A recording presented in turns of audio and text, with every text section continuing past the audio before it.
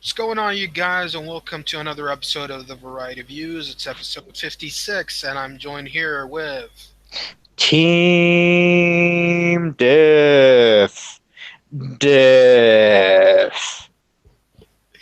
Why did I feel like you were going to say that? Because Terrence got a really cool intro. In the last one, he was like the stage man, the stage man. I don't know why it sounds like something out of like the No Mercy N64 video game, but dig, dig, dig, dig, dig. dig diggity dog. I'm so happy you remember that. That brings me such joy. That was such a great game. One of my favorite games of all time. Forget being my Absolutely. favorite wrestling game. Yeah, absolutely. It was a great game. Uh, Absolutely. mhm. Yeah. Yeah. So this is Team Diff. What's up, everybody? Yeah. Okay. So, WWE ECW, as a lot of people like to call it, the WWE version of ECW.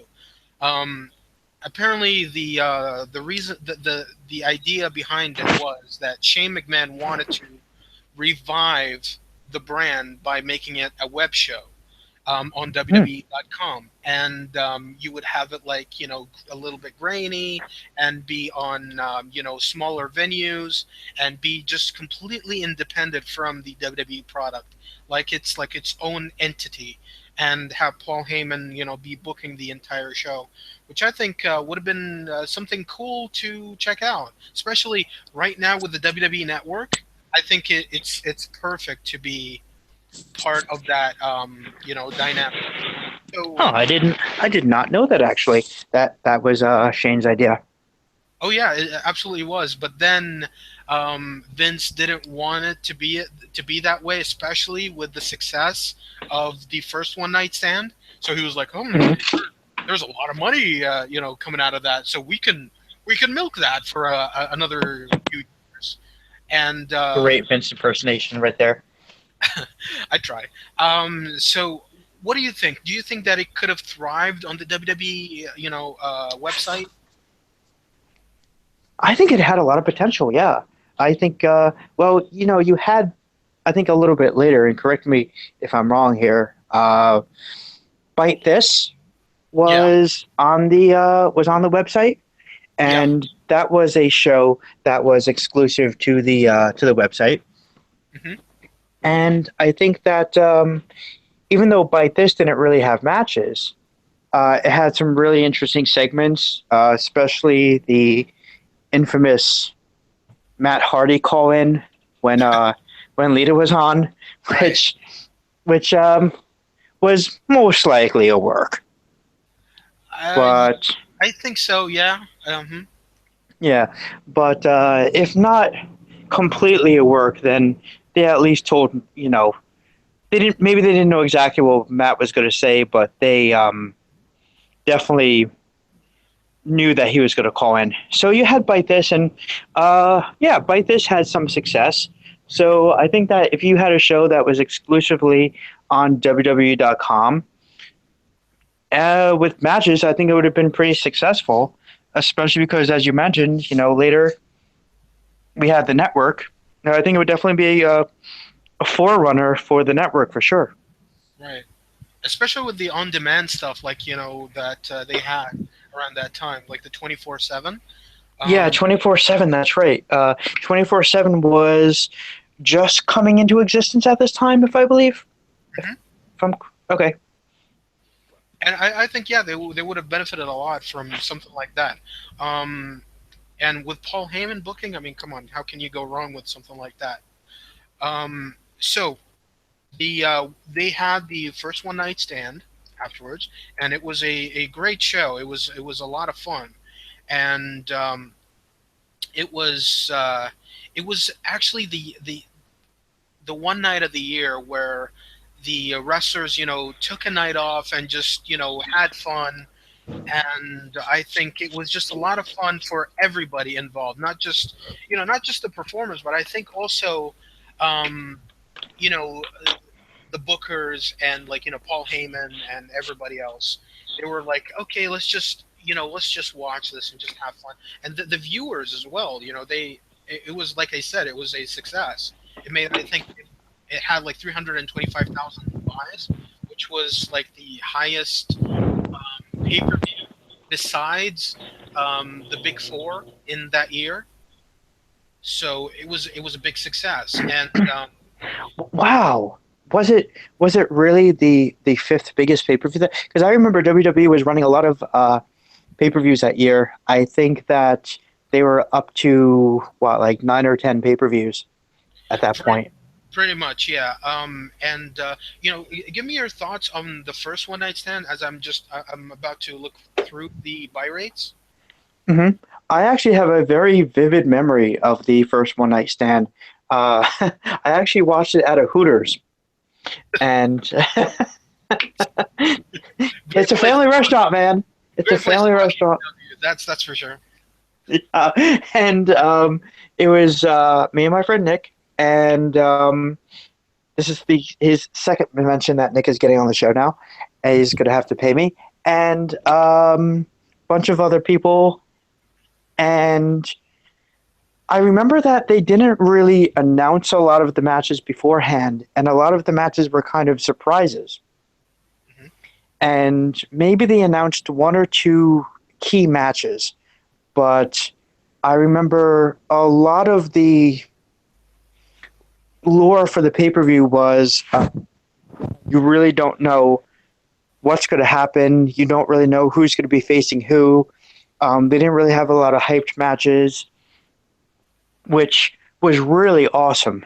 And I just remember after that pay per view, uh, which that was at the Manhattan Center, I Hmm. believe.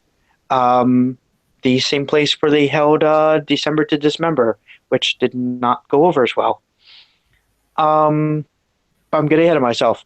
And I just remember coming out of that uh, restaurant, coming out of that Hooters, and just getting in my friend's car and just being like, oh, like almost exasperated from watching a pay per view Hmm. because there was so much cheering, there was so much excitement.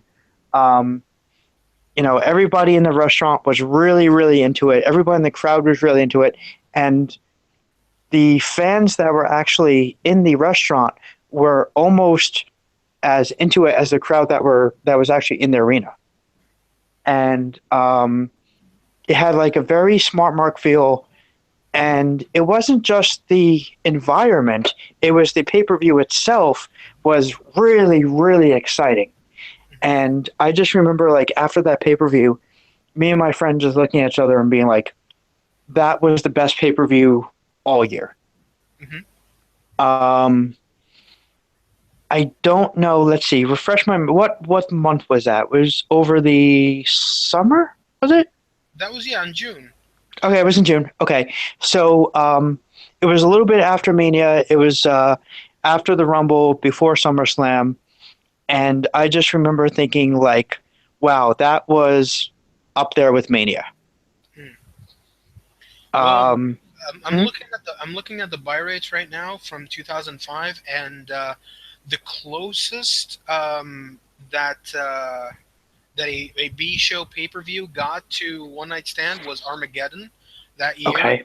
which got 320,000, hmm and everything else was pretty much like, well, actually Vengeance was a little bit Mm. higher than one night stand, actually. Almost like 80,000, 400. It was 420,000, and One hmm Night Stand got 340,000. So it's the second biggest B show pay per view You of mean it that. wasn't? You mean it wasn't the Bash? No, no, it wasn't at all. Great American Bash had 280, Wow. Oh my goodness. Um, which was at the same month, I believe. yes, yes.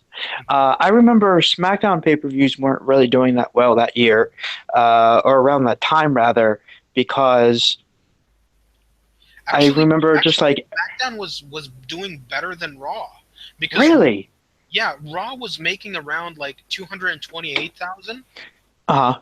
200 and like 230, 220, unless they have like ECW on the show. That's when they get a bump up. And Maybe remember, I'm maybe on I'm thinking of '06. I might be thinking of '06 then. Yeah. Yes. Yes. You're thinking of '06 because '06 was a horrible year for SmackDown. That's right. Okay, I'm thinking of '06. Okay, correction. Okay. Now let's look at the card from the first One Night Stand. You had Lance Storm and Jericho to Oh open the my show. God. Fun, lots of fun. Jericho coming back as Lionheart, Chris Jericho, Hmm. uh, and the the return of the Impact players when Justin Credible came back, and That match was yeah, but it was a lot of fun because it was just it was a callback, right. and Dawn Marie looked amazing. She looked as hot as ever. Don Murray was hot. Never really into Just Incredible, and Jason Sensation could fuck off. Okay, super crazy against Tajiri being Phenomenal match.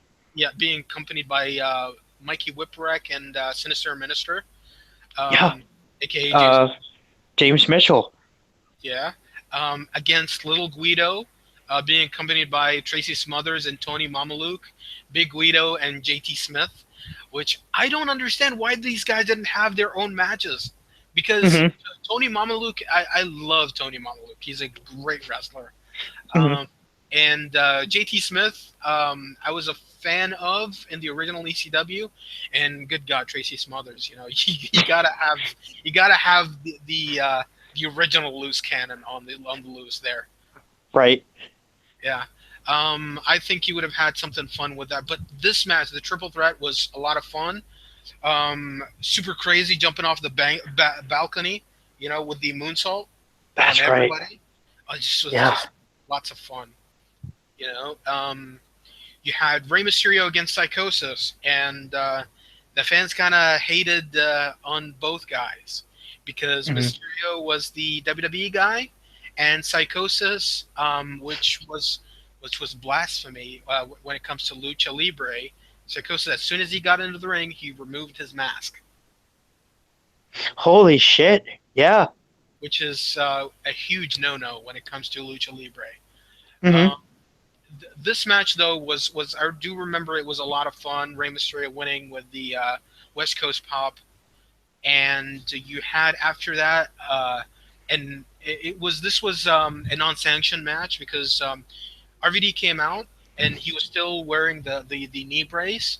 Hmm. He was supposed to be on the show, but I think he aggravated the injury in like I think during training or something like that.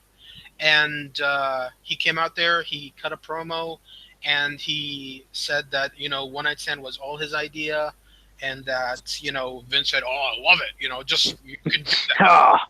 that." Yeah, and just like do whatever you want. I just want that. your, Um, your Vince impersonations are just it's like it's so horrible it comes back to being good again. he's just like this disgruntled grandpa. That's how I imagine. Ah, this is you. This is you impersonating Vince. I love it. I just think of him as like horny Freddy Krueger.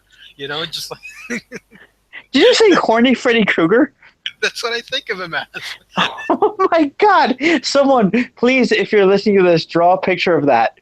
Draw a picture and send it into Variety Views because we need to see this Vince McMahon as horny Freddy Krueger. It needs to happen. Someone, please draw a picture of that, and we will we'll put it on a T-shirt and it'll be our T-shirt.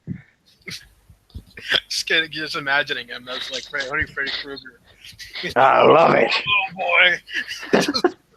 That was more. That was actually a little bit more Pennywise than Freddy Krueger, but That well, maybe I am thinking of Tim Curry for a second yeah, there. there you go. So yeah, RVD then got attacked by Rhino with just an amazing gore. I remember the gore, just like the way he performed it, like Van Damme almost flew out of the ring. Yeah. Then Sabu came out, and the fans just popped huge, and they Van Dam and Sabu kind of double teamed Rhino. Van Dam delivered the Van Terminator, and then Sabu delivered the Arabian Facebuster on Rhino onto a table, and then got the win. Even though that I don't like the referee came out of nowhere at the end, and it was just so ECW to for something Hmm. like this to happen. It was just a lot of fun. Then we got Chris Benoit and Eddie Guerrero, and this was a fun match as well. Eddie Guerrero was still playing at heel, even though that I wish that he was um, that I wish that he dropped kayfabe and just them having like a fun match. Just forget storylines. Let's just go at it. But instead, Eddie Guerrero was playing the heel that he was on SmackDown because he just turned heel on Rey Mysterio, and had that match, and Benoit won via submission. And I thought it was a good match. Don't Then worry though. Hmm. yeah, Don't don't worry though, because Benoit would drop kayfabe the following year. you had to go there, huh? Yep. Okay. Oh, he would drop kayfabe for good. All right, all right. Well, I can't say too soon because it's been 10 years. It has Um, been, yeah. so enough time has passed for us to talk about something like that and Hmm. make light of it. Um, so after that, we got Masato Tanaka against Mike Awesome, which I thought was match of the This night. was this was definitely my favorite match of the show. Yeah. Yeah, it just was crazy, absolutely nuts.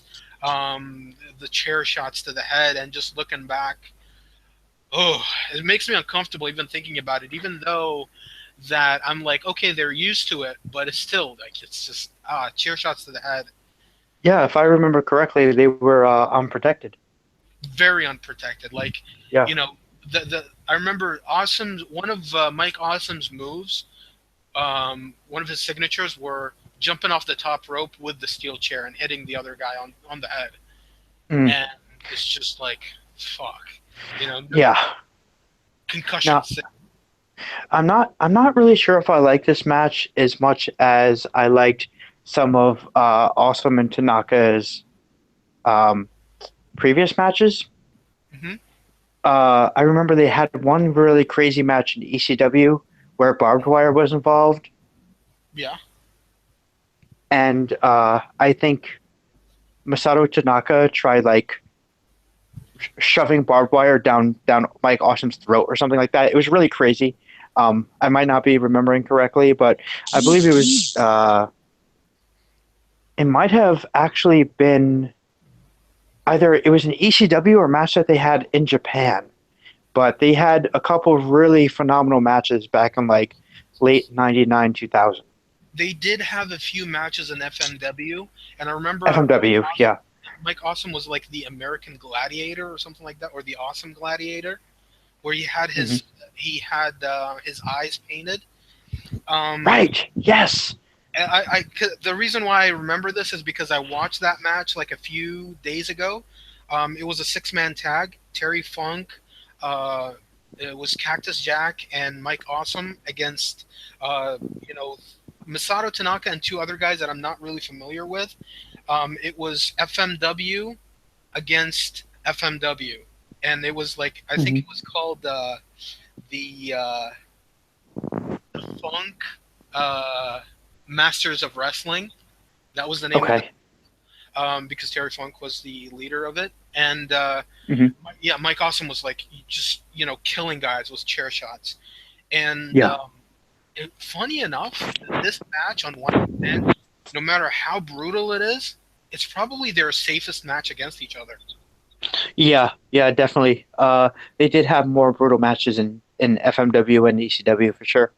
Yeah, and I haven't seen all of them, but I've seen enough to say like, yeah, this is probably their safest match. Hmm. Um, and one of the calls, then we gotta mention this. Joey Styles, Hmm. he mentioned Mike Awesome, where Mike Awesome delivered a suicide dive, and he's like, Mike Awesome delivers a suicide dive, and too bad he wasn't successful. And Oh, then the next year, Mike Awesome killed himself. oh, wow. So yeah, Joey it was just Styles was behind Mike.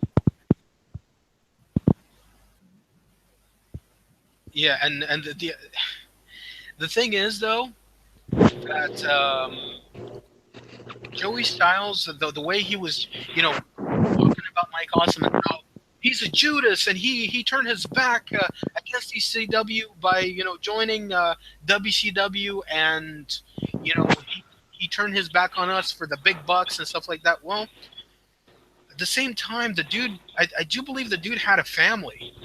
Right. Yeah, and he had like two kids, and not just that, but he was thinking about feeding his family, and Paul Heyman wasn't paying his checks. Yeah, they So were bouncing. yeah, they were definitely bouncing. And geez, like if I was in his place, I would probably do the same thing, Mhm. because you know you're thinking about your family, and of course you gotta think of them before anything else. Without a doubt. Yeah, it's not like it's a secondary job, because it is Mhm. your primary income. Right. So, wrestling is, you're killing yourself in the ring every single day, and you're killing brain cells off just for the sake of checks being bounced like, pogo balls. Just like, no, I'm not going to do that. I can't. I'm sure though. I'm sure, like in all sincerity, that Joey Styles probably felt really awful after finding out that Mike Awesome killed himself, Yeah, and after I, making that remark. Yeah. I do think that it was one of those things that is in the heat of the moment, and it was like being lost in the kayfabe world. I Right. don't. Yeah, I think it was a work. I don't think that Joey Styles truly felt the same way that he presented himself as in this. Right. Right. Um, in the main event, the Dudleys against Tommy Dreamer and Sandman came out. Just like I would say, it's probably in my top five favorite entrances of all time. Um, com- I would say it's definitely in my top five, maybe top three. Yeah. yeah, like him coming out to enter Sandman, and then like in the The I whole remember. freaking song. He came out to the whole freaking song. And then not only that, but when the DVD came out, we got it replaced with dun dun dun dun dun dun dun dun dun dun dun, and it was like the most generic version. Bam, bam, bam, bam, bam, bam, bam, bam, bam, bam, bam, bam, bam. Jeez, like that's like one of the suckiest theme songs that I've heard, but I prefer it over much of today's theme songs, you know. Mhm. Yeah, But geez, like the entrance itself was just awesome, and I remember yeah. there were two porn stars in attendance. Hmm. Like I think it was like Carmen Lukes or something like that, or one of those women. I don't know. They're porn stars. Pretend like you don't know names of porn stars. Go ahead. Well, I do. I consider myself sort of a porn aficionado, but at the same time, I'm not too familiar with these the old school ones. I'm more familiar with the newer ones. We've definitely gotten two T-shirts out of this podcast so far. We've gotten horny Freddy Krueger and porn aficionado. In fact, I could see, why could I see Joey Ryan wearing a porn aficionado T-shirt? I think that would fit him very very well. Hmm. Yeah. Um, so the match itself was ECW. Absolutely ECW. That's the only description that I can give it, because you had cheese graters, you had kendo sticks, you had being sprayed with beer and all that crazy stuff. And I do believe the ending was Beulah giving Bubba Ray Dudley one of the worst DDTs you would ever see. Hmm. Bubba just selling way too quick, and the ending I believe was Tommy Dreamer getting put through a flaming table, and Yeah. yeah, that was the ending of the show. and then you had the big brawl with with the WWE guys and the ECW guys, and Eric Bischoff getting destroyed by everybody, How and many that years was was it? Hmm? and that was the show. Like I really enjoyed the show, and it was just it was one of those things. And here's how I first saw the show. Um, the thing was I wasn't watching WWE programming at that time because I wasn't watching Raw too much, and and not even SmackDown, the entire WWE product. I I didn't have time to watch it, and at the same time, every time I would be like, I don't feel like watching it. But then Yeah. I got back to seeing it by because I would go to my the video store nearby, and I got it on VHS, Hmm. and I watched the show on VHS, and I was like, holy shit, this is awesome. And I remember watching it with a friend of mine, and he was like, "So this is freaking awesome!" And it's like he was so into it, and he was like, "So this is even better than WWE." And I was like, "Yeah." And he's like, "Why do you even watch WWE if you have this?" And I'm like, and little did he know that this was WWE. This was being pushed by WWE Right. because throughout the show, I remember there were a lot of promos for Vengeance, and Hmm. a lot of WWE stuff. So yeah, like it's so crazy to think that this was a crazy bubble. Um, And it was very much outside the world of WWE.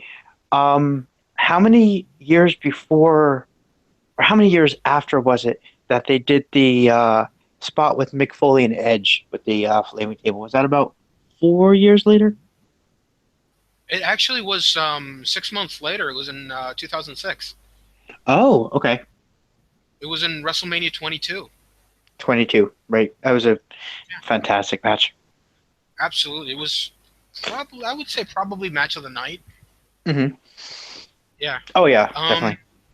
Okay, so One Night Stand 2. You had the first match. I wouldn't even call it a match. It was Taz against Jerry Lawler. Um. You had you had Kurt Angle against Randy Orton, and people were just shitting on Randy Orton the entire match. This Hmm. was a good WWE match, I thought. People just loved Kurt Angle. You had Yeah. the FBI going against Tajiri and Super Crazy. Bill Hmm. Guido and Tony Martin, who I love. Um, you had Rey Mysterio against Sabu, ending in a no contest during an Extreme Rules match.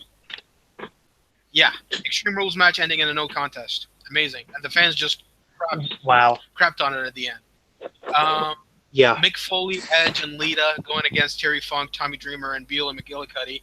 That was when, Okay, yeah, that was when, that was the match that set up their mini match. Yeah. yeah, that was when Terry Funk got his eye burnt with like, no, it wasn't. It was actually barbed wire. When he and Foley fell through like a barbed wire table on the outside, and one of those barbed wires just poked in Terry Funk's eye, and then he went backstage and then came back with like a flaming 2x4, and Edge speared Beulah, and then pinned her in a very robotic fashion.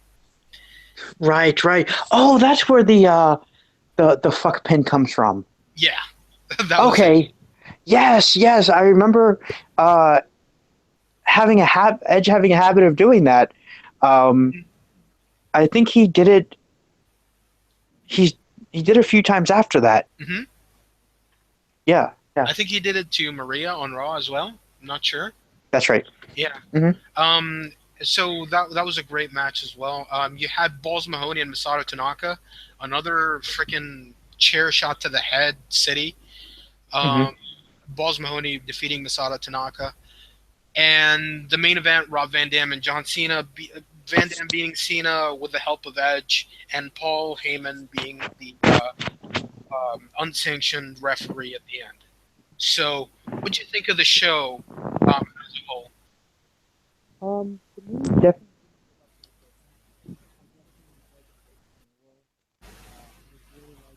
RVD winning the title in the end. Of course, we got one of the most famous internet memes of What's all that? I can't hear you, bro. time. Oh, sorry. We definitely got one of the most famous internet memes of all time, which is "If Cena wins, we riot." Hmm. Came from this pay per view. I really didn't like it as much as the first one. I really wish that Edge didn't help uh, RVD win the title in the end. I really kind of wish that RVD had gone over clean. I Yeah. thought it was a good match, but whenever I watched that pay per view, just Edge in the motorcycle helmet coming out at the end, just it. I'll be honest, it's a good match, but that moment kind of kills it for me. It kills the match, Hmm. and I remember Taz being on commentary, and we're like, "It's Edge, it's Edge." He was like, "Go for it, RVD," and then he's like, "All right, we'll take it." And it's like, oh, this is the top guy that you're really really pushing to win the title, and it's like, come on, Taz. It's like, we'll take it. So that call kind of kills the match a little bit for me too, because it's like, um, you should I don't know. I understand it. Like, I understand it's like we want our guy to win no matter what, but just the whole thing with Edge interfering, just I know where they were going with it. Like, I understand where they were going with it and how they wanted to. I think they pushed Ed Cena after that, but well, things happen with RVD that kind of changed things around a bit. But we'll get to that in a minute. Um, definitely, definitely a good pay per view. To me, didn't really live up to the first, and the name didn't make sense at all. Hmm. Um. One night stand, two. No, it's one night stand. Well, either it's one night stand or it's not one night stand. You can't have a second one night stand and call it one night stand because then it's two night stand. Right. Exactly. They It's should one have of the called it something other than one night stand. it's one of those things that it's just like a pet peeve of mine. They could have called it anything else, like besides that. They could have called it like living dangerously or something like that. Sure. Yeah. Um, Yeah. WrestlePalooza. There, WrestlePalooza, Heat Wave, anything. They well, not Heat Wave because it's not in Florida, but yeah, they could have called it anything then one night stand because the joke on the internet then became two night stand, and yeah. it was kind of like when Rock and Cena faced each other for the second time. It was like twice in a lifetime. Like Um, like the thing is, yeah, they could have called it even like the first ECW pay per view, which is barely legal. They could have called it that. yeah, they could have called it. Well, I don't know if WWE would go for barely legal, but yeah, We they went could with have. one night stand. Come on. Yeah, they could have called it. Well, that's true. Um, yeah, they could have called it anything than one night stand. What did you think of the Edge thing in the end? Were Well, you okay with that? With I think yeah, it took away a little bit from the match, but I don't think it's to the point where the match, suffered too much. Like I Mhm. still would probably give that match like 4 stars. Um, Yeah, for sure. yeah, but the thing is with Edge, I'm okay with it because it keeps Edge and Cena kind of continuing their feud, Hmm. because they kept on having like more and more group matches, and this was like one of the little things that kept Edge in the title picture, Hmm. and I think yeah, it's just one of those things. But at the same time, I would have really loved for Van Dam's first WWE Championship and only championship for that matter to be like him winning clean, especially since he challenged Cena straight up on Raw, not like cashed in right away.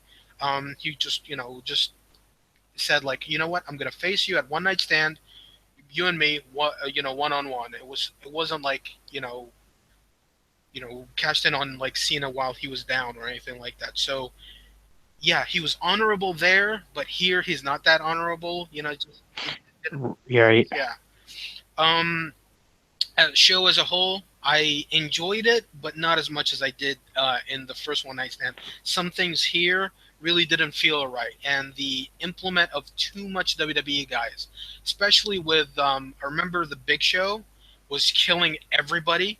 Like right after the Hmm. FBI against Super Crazy and Tajiri match, he just killed everybody. Just Hmm. which I thought it would be cool if he would kept on doing that, but then he was giving the title and just I don't know. It's one of those things. Um, so yeah, like that. It was one of those shows that people loved. So I'm not gonna be like, yeah, we're gonna change it. But we are gonna change what happens afterwards because Yes. there's so much crap that happens after that. Um, ECW as a whole, I mean WWE ECW that is, I think gets crapped on way too much. I do think there were some really good moments, and there was enough good stuff that I wouldn't say like it was a failure, an absolute failure. We got The Miz, we got Kofi Kingston, we got Sheamus, we got Jack Swagger, we got CM Punk, Yes. Yeah. and like, I think if it wasn't for ECW, there is no way that CM Punk would have been called up to the main roster. Hmm. Um, Heyman I, Heyman was really pushing for Punk at the time, also. Absolutely, Yeah. and I think that's one of the things that if it wasn't for ECW, Punk would have still. I think he would have stayed in Ring of Honor, um, Hmm. or would have been brought back to Ring of Honor because there were times where Vince was like fire him, and John Laurinaitis was like let him go, we don't need him, and just Heyman was like no, he's a big star, you know. Yeah. And there was a point I think there where they wanted to change his name, and Heyman kept insisting on keep calling him Punk. Hmm. So okay, let's go on the let's rebook ECW because Okay. we do agree there are a lot of things that was wrong with the first year of ECW. There Yeah. was some good stuff, but I do think that I think the first year was the most important for years to come. Okay, Hmm. so let me first off let me talk about the December to Dismember pay per view. Okay, Uh. which was a lot of people say it was the worst pay per view of the year, maybe the worst pay per view WWE ever produced. It's Um, very possible. Yeah. I don't. I don't know if it's one of the worst that they've ever produced, but it was. it's up I there. can't think of one. I can't think of one that was worse that year. Yeah. It's one of the worst, but I wouldn't say it's the worst of all time because No. there are far, far worse pay per views that I've seen. WrestleMania 4 is up there, actually, in terms of at least WrestleManias, maybe. But As far as WrestleManias, yeah, definitely. But as far as pay per views, I wouldn't say so because there mhm, are some good stuff that happened on that show that I really enjoyed. mhm. Um, let's see the match card: Hardy Boys against Eminem. I thought was a great match, and the probably the only great match on the show. Yeah. Um, Balls Mahoney over Matt Striker. Okay, Striker rules match. Elijah Burke and Sylvester Terkay over the FBI. Whatever. Davari with the Great Khali as his manager, going over Tommy Dreamer. Kevin Thorne and Ariel over Mike Knox and Kelly Kelly. I think this when Mike Knox turned on Kelly Kelly and Ariel pinned Kelly Kelly. After that, we got Bobby Lashley defeating Big Show, Rob Van Dam, Hardcore Holly, CM Punk, and Test in an Extreme Rules Elimination Chamber match. Mhm. Now, this match was I thought this match was good, but the wrong person won, and I think that the way that it was booked was just absolutely horrible. Just Rob Van Dam. I think Punk was the first one to be eliminated, and Van Dam was eliminated like right after that. So then you Yeah, had them to cheer for. I just remember Van Dam being eliminated and being like, well, my interest in this match is completely over, and I'm going to go over to the bar and grab myself a beer. Hmm. And that's exactly what I did when Rob Van Dam was eliminated. I just stopped, turned away from the paper, turned away from the TV, and just walked right over to the bar and ordered a beer. And the thing is about this show is that it wasn't in it wasn't even in the Manhattan Center. It was in Augusta, Georgia. Mm-hmm. Yeah, so it being in Georgia and getting booed that much, hmm, Yeah, they're not. Yeah, I mean, Augusta's not exactly a smart mark town. I apologize if you're listening from Augusta. yeah, I'm not saying there aren't smart marks in Augusta, but when you think of like smart mark towns, you think of New York. yeah, You think of Chicago. Um, you think of L.A. and you think of towns like that. You think of like some parts of the Mid South. You think of like um, Memphis.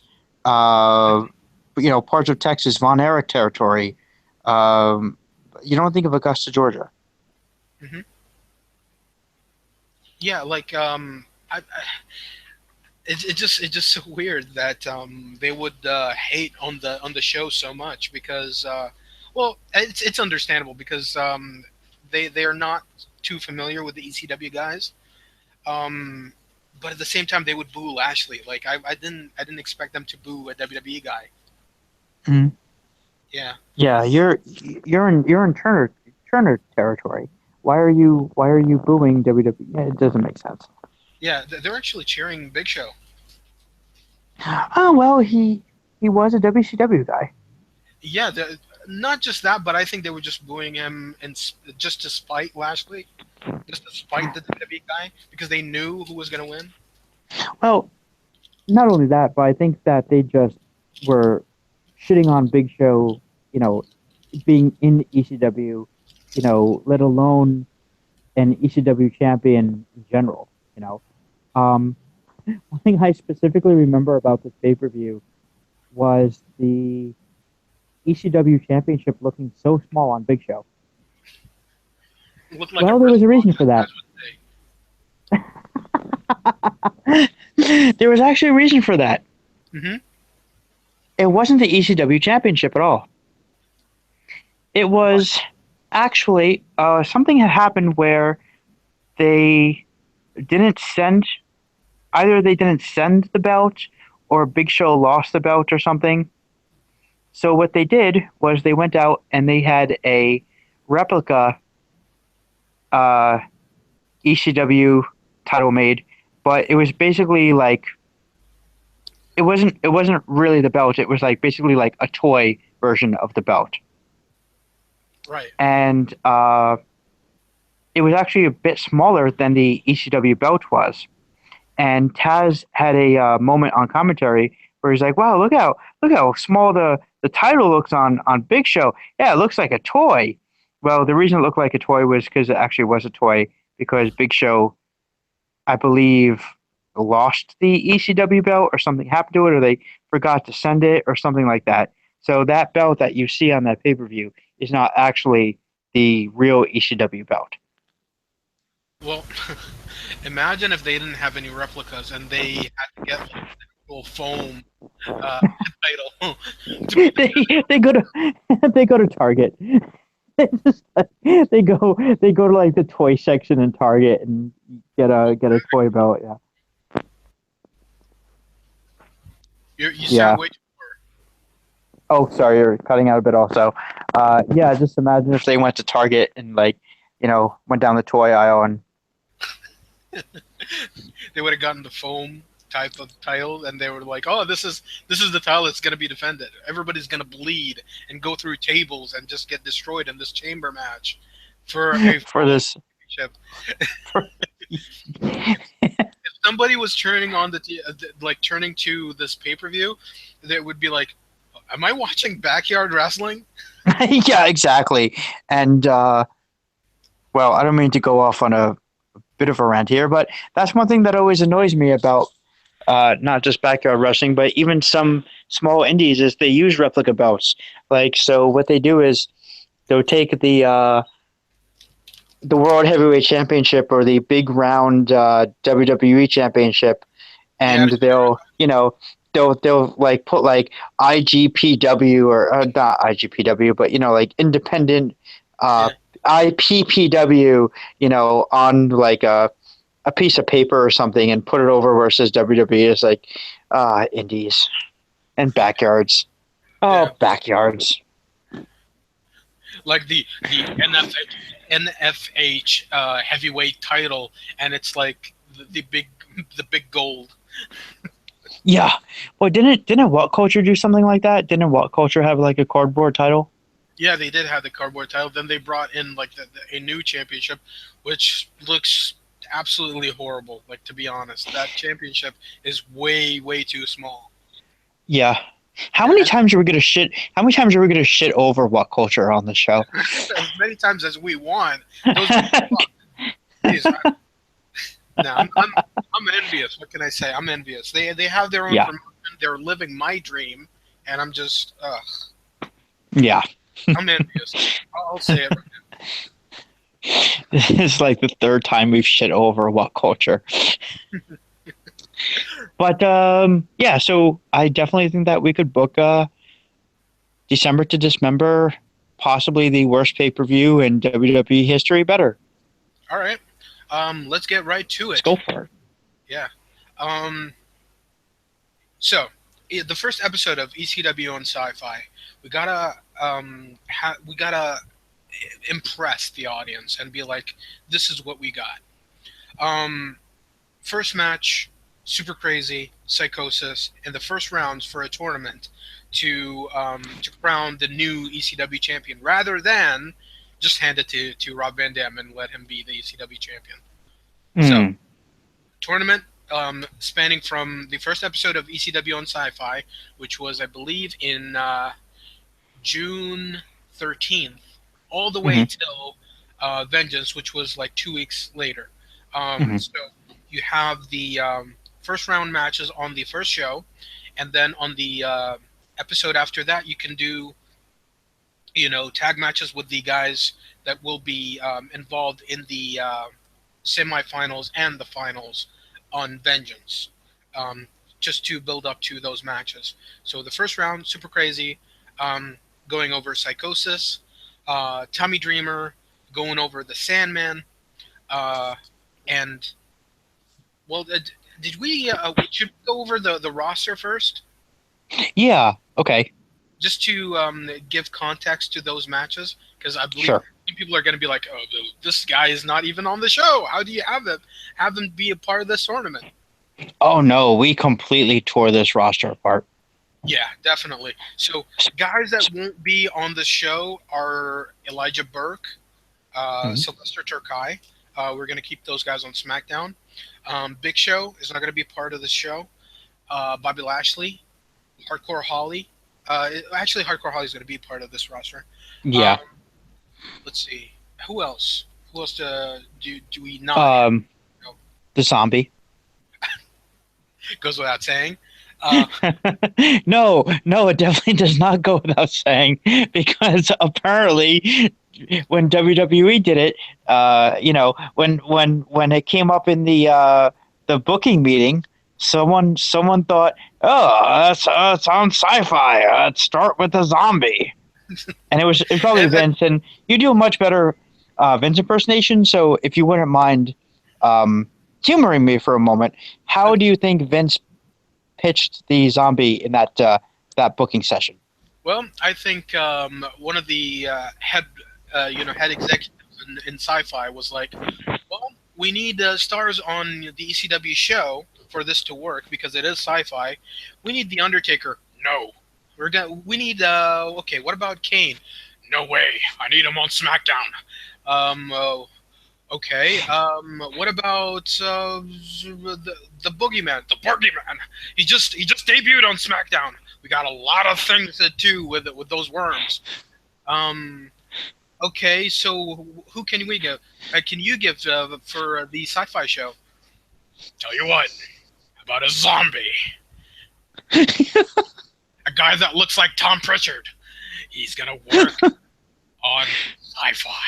It's like, do you think the fans will receive it well? We're gonna have Sandman cane him. That's gonna work. Dust is gonna fly everywhere. It's gonna be epic. Greatest show on TV. Um, It doesn't matter what you want. It matters what I want. What was that Vince segment where he said something like that? Like, you know, I'm tired of what you want. It's about what I want. yeah, that was. I remember this very, very clearly because I watched a lot of episodes from Raw, 2006 Raw, a few days ago, Hmm. and a lot of great stuff from Vince McMahon where he was like, "I've accumulated a lot of money, and it's about time to think about what I want, and I'm going to be spending those millions on the things that I like to see." And and one of the things he wanted to do was like bra and panties matches. And Yeah.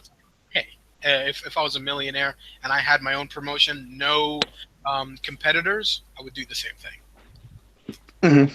Would you? I would be like a Roman emperor, just looking at people, be like, giving them the thumbs up or the thumbs down, be like, just hot women fighting over, a bowl of pudding. I'd be like, yeah, Yeah. Horny Freddy Krueger. there you go. Um, We're gonna have a Royal Rumble, and Batman's gonna win. Batman's gonna win the Royal Rumble. hey, I said that to you in confidence. Well, I'm breaking the fourth wall. Hello, Colt Cabana. Right. Hey, Coco Bowden, how you doing? So, geez, we went off the rails there. Yeah, yeah, we did. Okay, so let's talk about the roster and who would we have on this roster. Number one, CM Punk. We would have him, of course, debut ECW tournament, and that would be his introduction to the ECW audience. Number two, Randy Orton. Yes, this would be the time where Randy Orton would be kind of demoted to the ECW brand because uh, backstage, and I think it would be one of those things that ECW would definitely benefit by having like a big star on their roster. Um, Definitely. and Shelton Benjamin, who was pretty much directionless on Raw. They didn't know what to do with him. He was like losing a lot.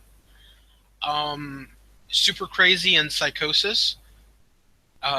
They were also kind of directionless after Juventud fucked up and got released, and they didn't know what to do with those two guys because Juventud was like the glue that held the Mexicals together.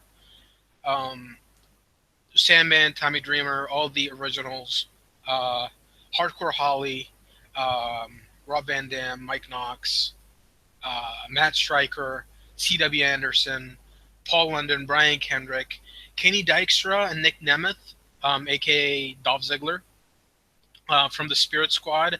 Bring him in here, turn Nick Nemeth babyface while Kenny Dykstra keep him as a heel. Break the Spirit Squad up. The remainder three, you can put them on SmackDown. Let them help the tag team division there. Mm. And instead of Kevin Thorne, bring back Mordecai. Mordecai. I really liked Mordecai. I felt like they could have done much more with Mordecai than they. Hmm. So, as far as the roster goes, where do you see those guys going?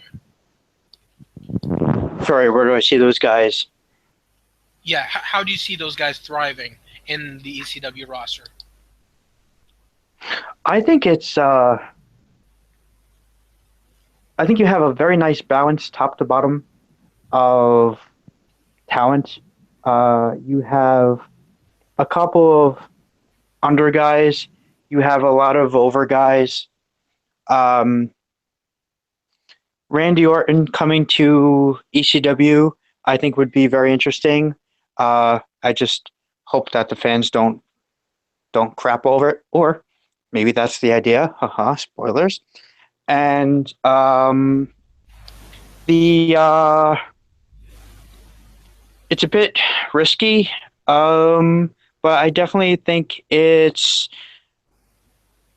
think definitely it would pay off in the end, and I think it's much better than the roster that you had. Um, who was who was it that was did a Macho Man parody? I think they called him the Nacho Man or something. No, I'm sorry, it wasn't the Nacho Man. That was the billionaire Ted Macho promos, Libre. but Macho Libre, say everything twice. Say everything twice. I definitely think it's better than Macho Libre and the Zombie. Hmm. You actually have some actual wrestlers on there. Um, I would maybe the I don't know. I like Mordecai, but maybe in addition to Mordecai, I would also have Kevin Thorne on there. And obviously, you would have guys like Shelton Benjamin and Randy Orton and CM Punk be at the top of the card, although maybe not CM Punk right away. Maybe have CM Punk as time goes on. Sure. So okay, um, you can go ahead and take the ball and book the tournament. You know who's going to be a part of it, and you know the matches, right? Yes, All the right, matches. go ahead. Should I have written the matches down? Okay, I should go have. I should have written the matches down, shouldn't I have? When we were talking about this before before before we went on the air, I should have. I let's keep on talking about this like nobody's listening. okay. So when we were talking about this before we went on the air, I probably should have written the matches down. I think so. Okay. Okay. I, I didn't write the matches down. Okay, I'm gonna give you the matches right now, and then you can tell me like how it would unfold. Okay, let's just do this like we talked about. This is how we're going to do it. Yeah, it's not like we planned it. Oh, So, Super Crazy against Psychosis. How would you have this plan out? This is the first round of the tournament. well, wasn't this around the time, and correct me if I'm wrong, that Psychosis was leaving Yes. and Super Crazy was going to stick around? Yeah, and then he got drafted to Raw like 6 months later. That's right, the Mexicals. Hmm. Um, well, there's one thing you could do, and actually, there are two different ways that you could book this. Okay. The first way you could book it, and I know you love your ladder matches. Hmm. One way that you could book this is you could have a ladder match with something on the line. And I think that if you're going to book a ladder match, these are definitely the two guys. So, since Psychosis is leaving, one of two options you could do is you could have a sort of pink slip match or maybe a contract match. And you could have Super Crazy win the match, and Psychosis would go off, and Super Crazy would stay on ECW instead of going to Raw and being part of the Mexicals. I'm right now searching for Mike Awesome's number because I want to borrow his noose. Hmm. Um, bro, Now, this is now, this is the now first the round for the tournament. This is not for the not for the no. December to November card. Now what I was going to say because we totally didn't plan this, and I did preface it by saying there are one of two ways you could book this. The other way you could book it is you could have a this become ridiculous. We're gonna have a Royal Rumble. Batman's gonna win. Oh God. Um, No. people are Mike wondering what the hell is up with the bat. The other way that you could book it is you could have a title on the line, perhaps. What I'm thinking. Let me see if Benoit is on the line. Oh my God. And Bro, bro, instead of bro. ins- Let, go let me ahead, let me let me try to save you here, go ahead. bro. Oh, jeez. Super Crazy and Psychosis are facing each other in the first round for the tournament to crown the ECW World Heavyweight Champion. Right, To be crowned at Vengeance, okay? So this is the first right, this is the first round on the ECW on Sci-Fi. Okay? We right. got four I'm matches. with you. We got four matches. We got Super Crazy against Psychosis. We got Dreamer against Sandman. We got Umaga and CM Punk. We got Randy Orton and Shelton Benjamin. Okay? Those are Hmm. the matches for the first round for the ECW title. Right, Okay? I'm with you. Okay. Now, This is called Adam needs to take better notes. When oh, it's cool, man. We're going live. We're going live. Everything can happen live. and anything could happen. It's Monday Night Raw. And fuck it, we'll do And it live. we'll do it live. And Adam needs to take better notes before they go on the air. All right, go on. This is live. All right. This is the greatest episode ever, by the way. Or the worst, one of the other. You know what this kind of reminds me of? I'm just going to kind of save it here. Do you remember that segment with Sid where he was like, "Can we do it again?" And Jim Ross goes, "We're live, pal." No, we can't. We're live, brother. Yeah. All right. So, Psychosis and Super Crazy. Yeah. How would you book it? How would you book that match? Oh, I would have Super Crazy go over, clean. Okay. It Anything would be an out awesome match. is that like when he wins clean, does Psychosis take it easily, or does he just is he not receptive towards the outcome? Yes. Um, I feel like you're leading the witness. Well, you could have Psychosis turn at that point. Okay, that's good because on SmackDown on that year, Psychosis did turn on Super Crazy. Oh ho ho! So yeah, they, So what you're saying is Pink's up on a pole is totally out of the question. that never is out of the question when it comes to things on a pole. Right. That's what she said. Anyways, Ho ho. Well, I will let you take the next match. okay, Tommy Dreamer and Sandman. Tommy Dreamer wins. Next, All right. I will let you take the next two matches.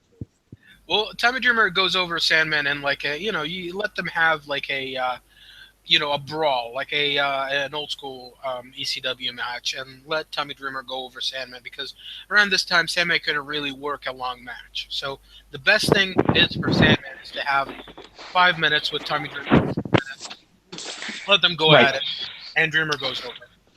Yeah, I don't think Sandman could go very long either. Yeah.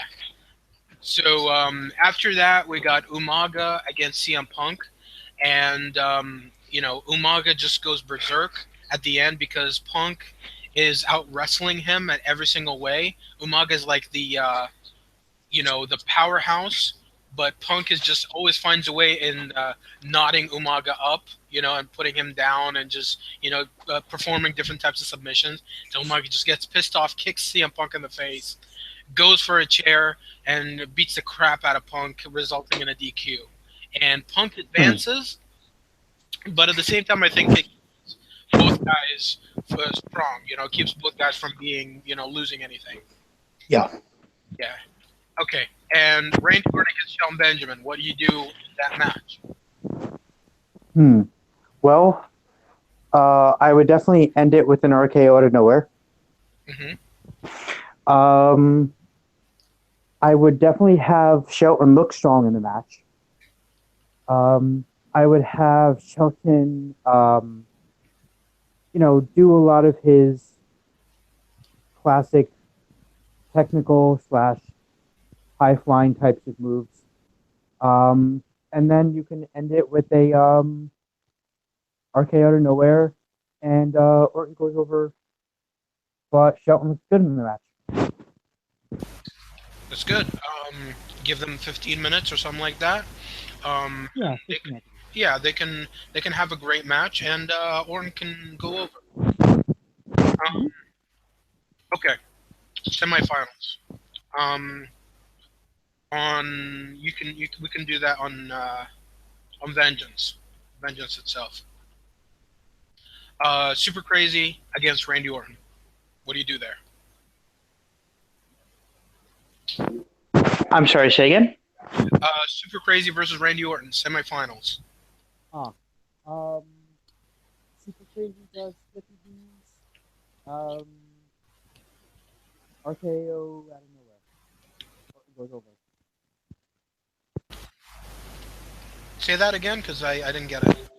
Oh, Super Crazy does Flippy Doos, RKO out of nowhere. Orton goes over. Cool. CM Punk versus Tommy Dreamer. What do you do there? I'm sorry, you cut out a bit. CM Punk versus Tommy Dreamer. Ooh, um, short match. Probably a lot of rest holds. This is Dreamer's second match, so you did have a couple matches in between. So I don't really know how much of a breath uh, Tommy Dreamer would get between matches. Hmm. Um, I would have CM Punk go over via submission, maybe with a armbar or Kakita clutch or something like that. He used to do the Anaconda Vice.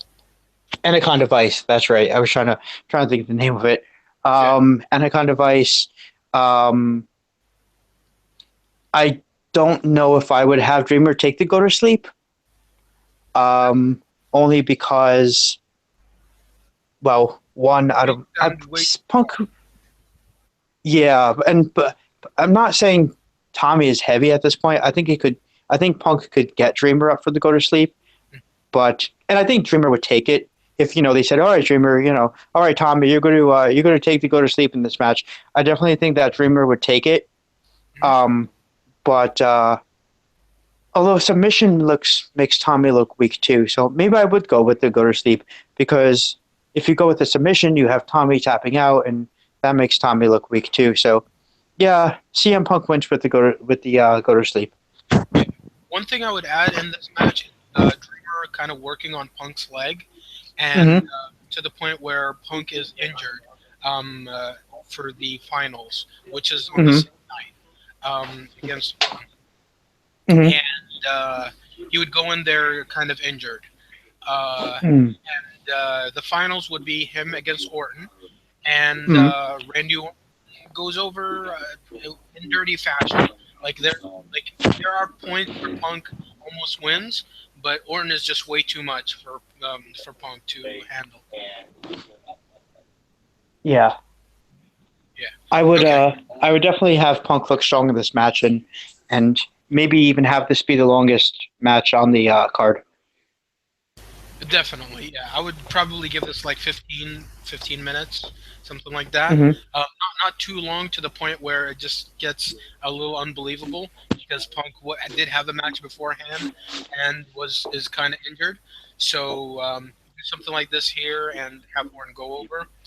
And yeah, those are the matches, and we crowned the first ever ECW champion.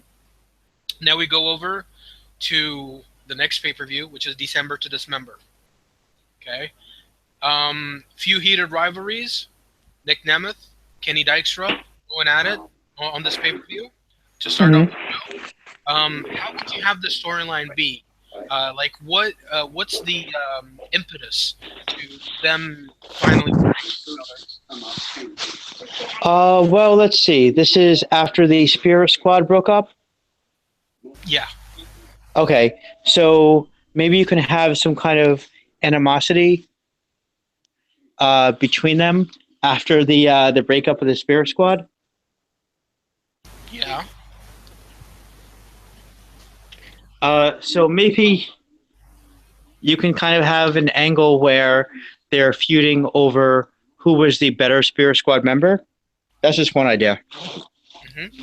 Or That maybe you can have um, what's his name, Dykstra, say something like, "Well, everyone," or actually, I would have it with Nemeth. I would actually maybe have Nemeth say, um, "Everyone knows I was the superior Spirit Squad member," and blah blah blah blah. And I would actually maybe have this match go a little bit hardcore. I would maybe have this match, um, have some hardcore elements to it, or maybe if not exactly hardcore, maybe just strong style.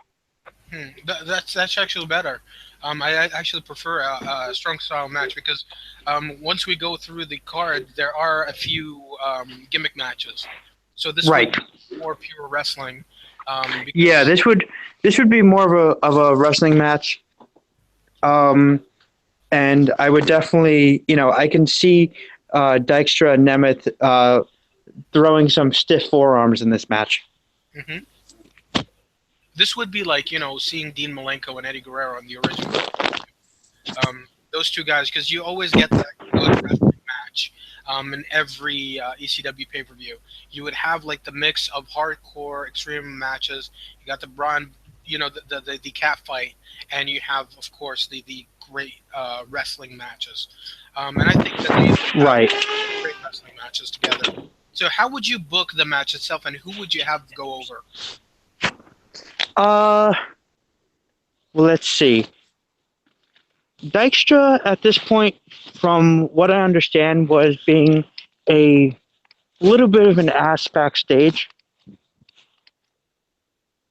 Um, so I would maybe put Nemeth over in this match. Um, I don't really think that Nemeth really got enough credit at that time as a wrestler. And I think that Dykstra was talented. Actually, I think they were both talented. And Dykstra may be a little bit more talented in the terms of wrestling style, but I definitely think that what's it called? Nemeth was right there with him. The only reason why I would put Nemeth over, and again, this might just kind of be hindsight, but it's 2020, as they say. But we know what Nick Nemeth becomes, and star that Nick Nemeth is going to become over the next few years. Right. So, using that information, um, Nemeth over only because he was a little bit more charismatic, maybe not as good in ring as Dykes, but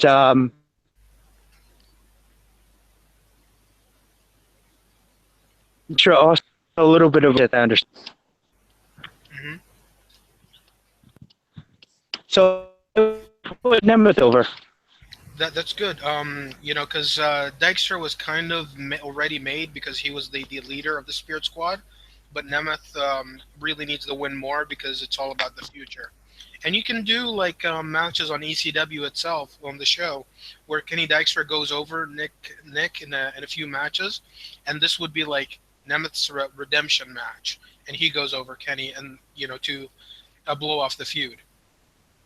So yeah, that's pretty awesome.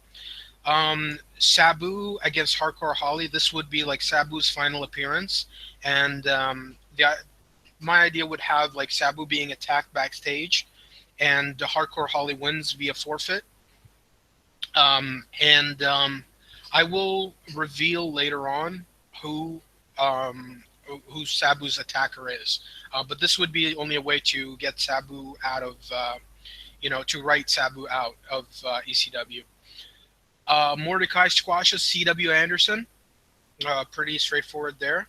And Shelton Benjamin versus Rob Van Dam. How would you book this match, and who would you have go over?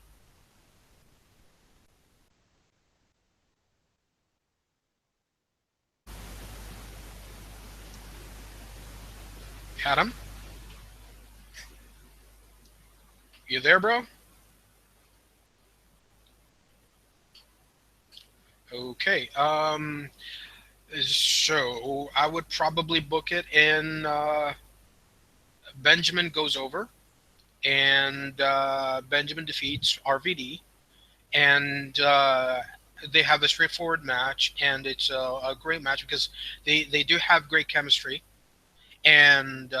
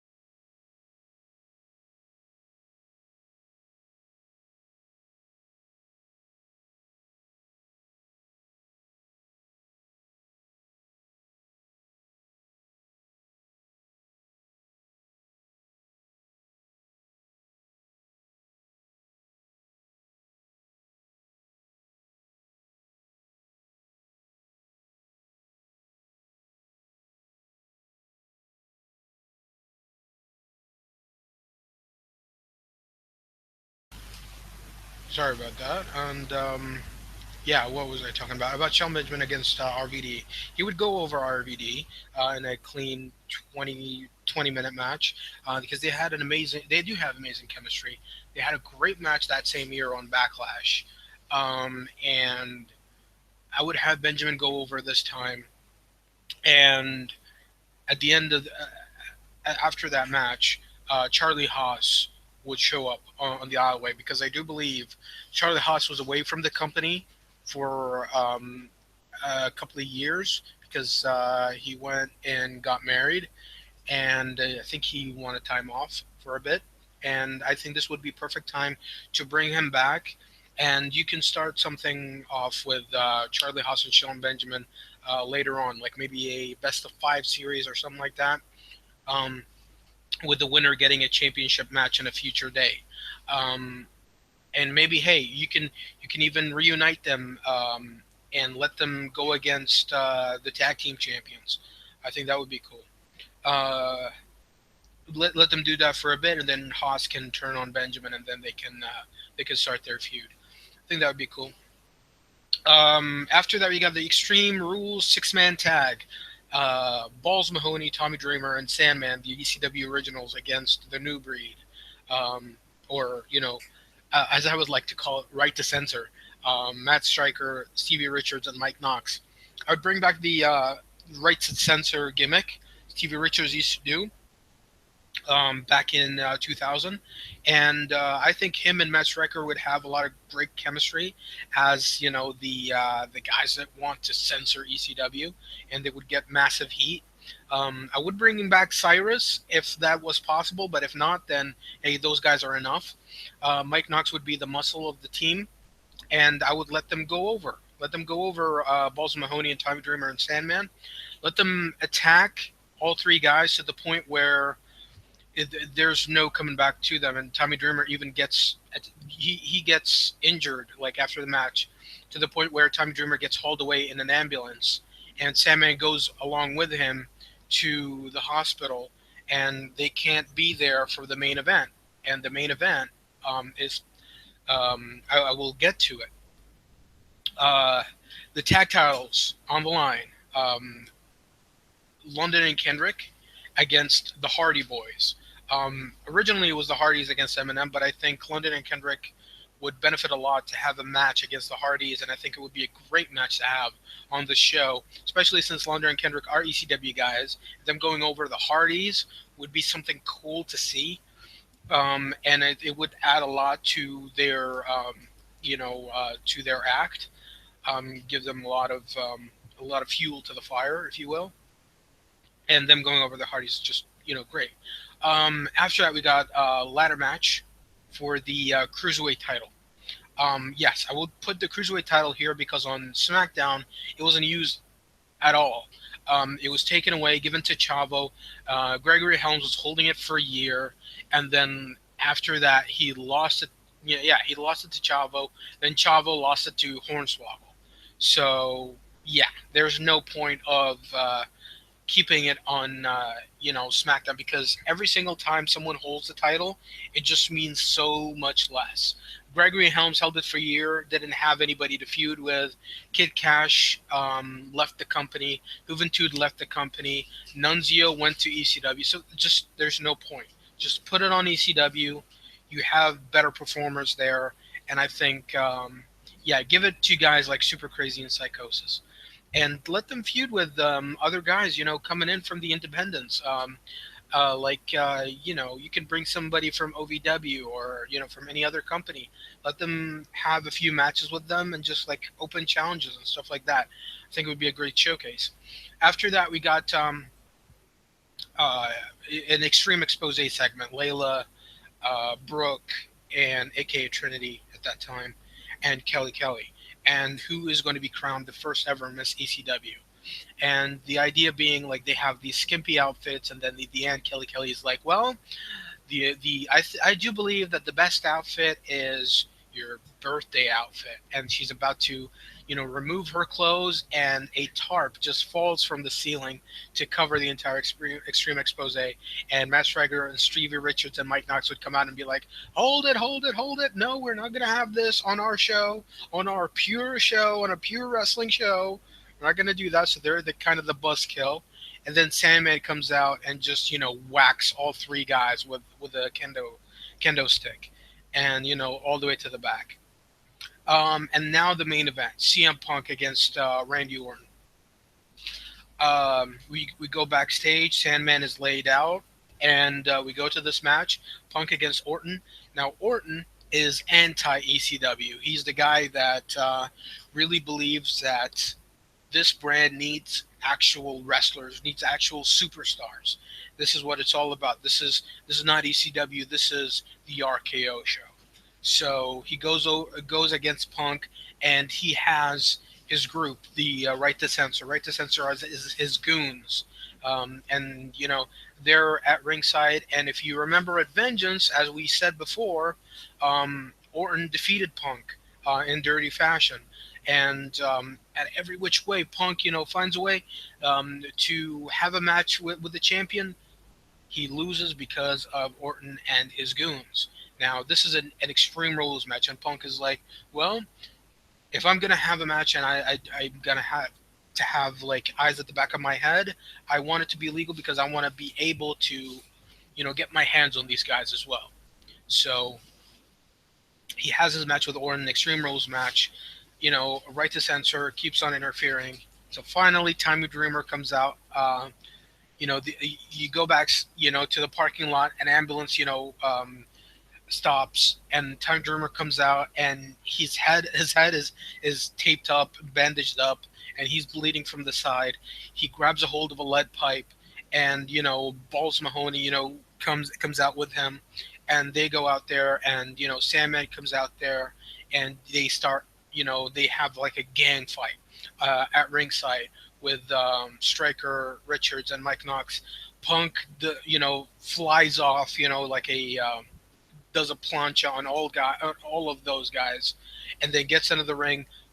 Orton hits an RKO, 1-2 kick out. Orton goes for a steel chair, and as he's going for it, Punk hits like a wheel kick or like a Van Daminator on the chair, then hits the go to sleep 1-2-3. You got a new champion. Punk holds the title up high, and he is the new ECW champion. Confetti fills the arena. Um, then someone comes out. Someone comes out, and he's got a hoodie on.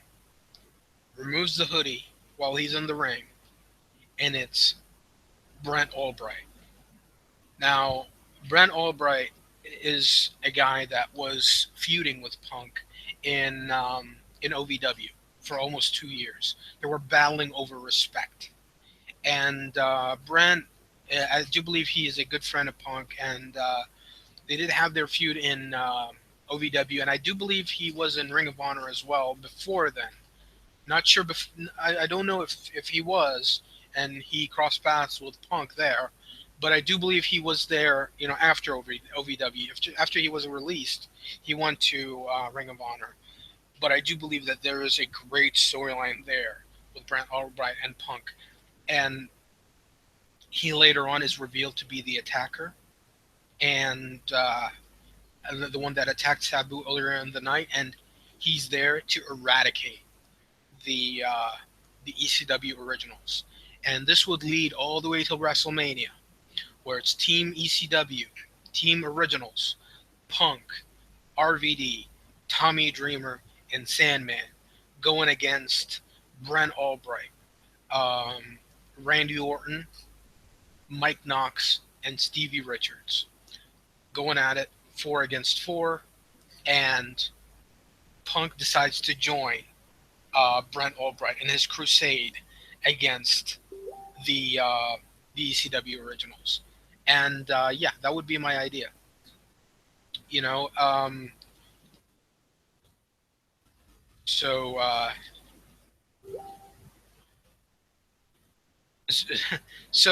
yeah, Adams is messaging me right now. I hope he can get back here. And yeah, that's basically it. I would have like Brent Albright kind of lead his own stable with Mordecai and being like the eradicators of the original ECW, while Randy Orton can leave and maybe go to Raw or SmackDown, and Stryker can move on to being an announcer, and Stevie Richards can do whatever he likes, afterwards, be an enhancement talent or something like that. But the guys that I think that would benefit the most are the ones that I would put in that stable. Mike Knox, um, Mordecai, and Brent Albright. That would be the stable. Uh, so yeah, that's basically it.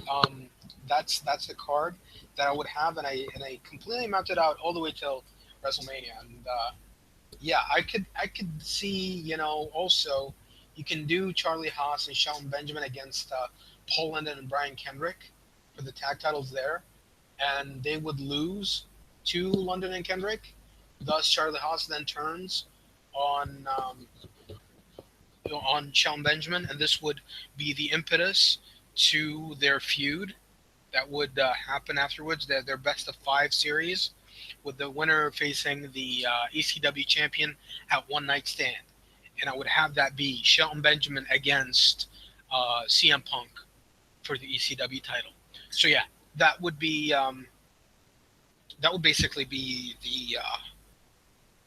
the entire show. Um, trying to see if we can get Adam back on here and get his final thoughts, because this is our show. If he can get back on here. Um, so yeah, that's the show. I'm trying to waste time till he gets back. Let's see. What else? What else can we talk about? There were some good things that happened on ECW. Um,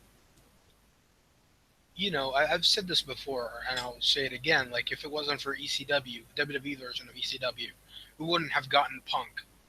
We wouldn't have gotten Sheamus. Well, maybe we've gotten Sheamus, later on, but I do believe that we wouldn't have gotten Punk at all.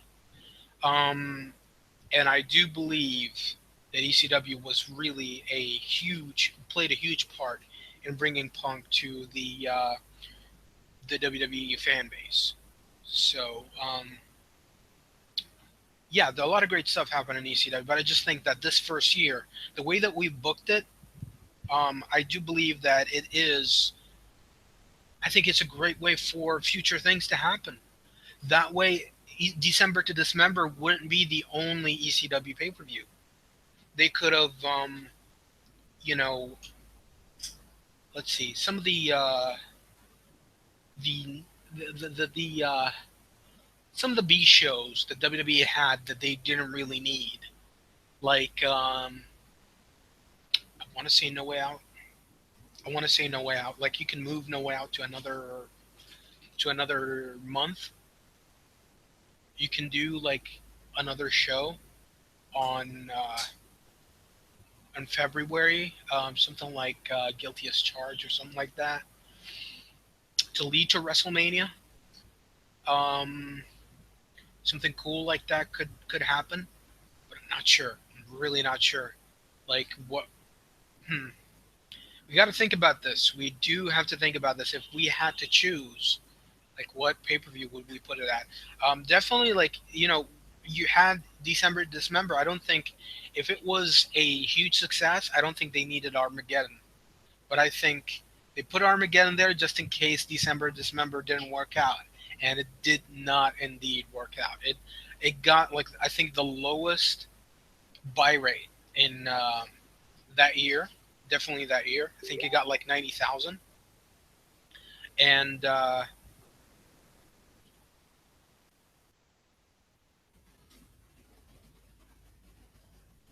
do think that if it went to the way that we booked it, I think we could have gotten something out of it. We definitely could have gotten a lot more buy rates, as well as, I believe, better ratings for ECW, because after that they were dead in the water. They would get like 1.5, 1.4, 1.2. Even like they went on a steady decline, all the way till like an zero point 0.9 for a long, long time, because there was like this. There always was this devoted fan base, devoted WWE fan base that would watch anything and everything WWE.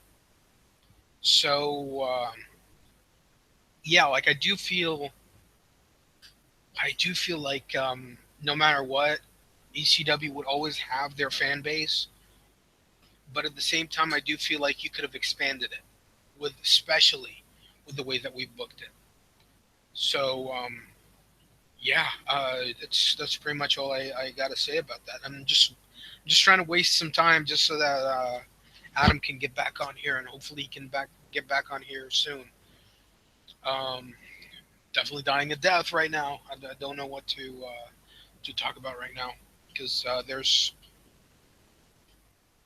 nothing left. Hmm. Do do do do do do do. What else to talk about? There's nothing left to talk about. There definitely will be more content coming over to this show, to this channel, actually, I should say. Um, and,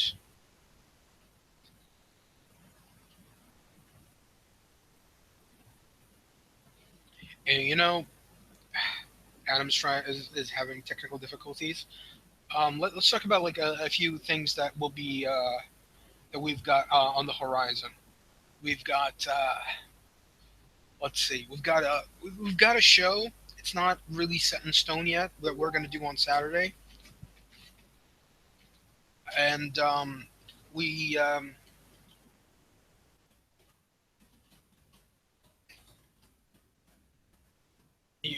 we got a few shows that we've got lined up, um, especially on Saturday. It's not really set in stone, but I do have a few people. We're going to get Terrence. Hopefully, we're going to get Terrence on the show. Adam is signed on. He's going to be on the show as well. We'll see who else is going to be a part of this. We have enough people. Uh, I do have enough people to be on the show, and it's going to be a lot of fun. It's going to be a lot of fun. I think you guys will enjoy it. If you give it a chance, pretty sure you're going to enjoy it. And you know,